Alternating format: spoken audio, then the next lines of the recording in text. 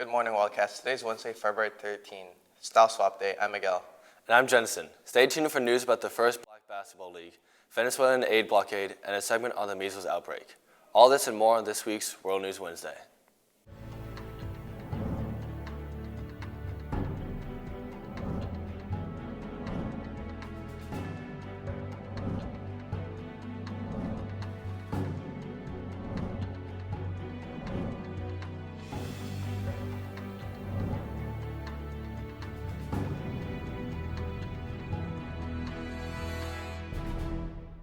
On this day in Black history, in 1920, the first Black Professional Baseball League, NNL, was created by Andrew Rube Foster, taking place in Kansas City, Missouri.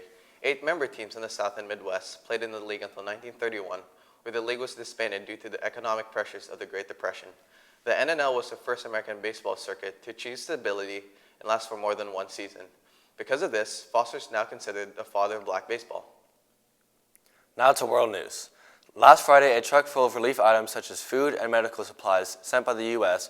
arrived at the Venezuelan border of Cutica.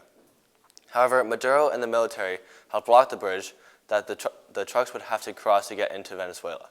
Maduro has rejected the aid and says that we've never been, nor are we, a country of beggars. The Trump administration has since placed oil sanctions on Venezuela in order to topple Maduro. However, this action, rather than hurt the oil companies, has since hurt the already economically devastated people.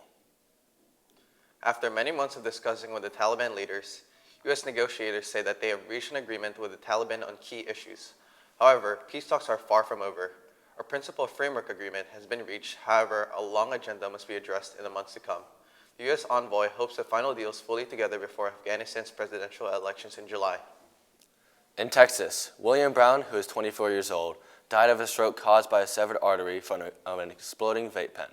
The explosion occurred 2 days prior to his death, and the hospital revealed that Brown had a piece of the vape pen lodged in his throat. Now stay tuned for this segment on the measles outbreak. With more and more people not vaccinating their children, a measles outbreak has occurred in Washington State and Oregon, affecting nearly 50 people. This sudden outbreak has spurred parents who have in the past not vaccinated their children to recently vaccinate them. According to the Seymour Community Health Center in Vancouver, Washington, they had to order at least 10 times as many vaccines as usual. Without getting vaccinations, many who have life-threatening illnesses like cancer and autoimmune diseases are now more at risk for catching diseases. State legislators are now rethinking laws about vaccinations and trying to change public thought to help others who cannot. Now back to our anchors. Now to school news. Willie's Mart and the Live Life Healthy team are happy to bring you another fresh market. Please join us at a monthly fresh market today.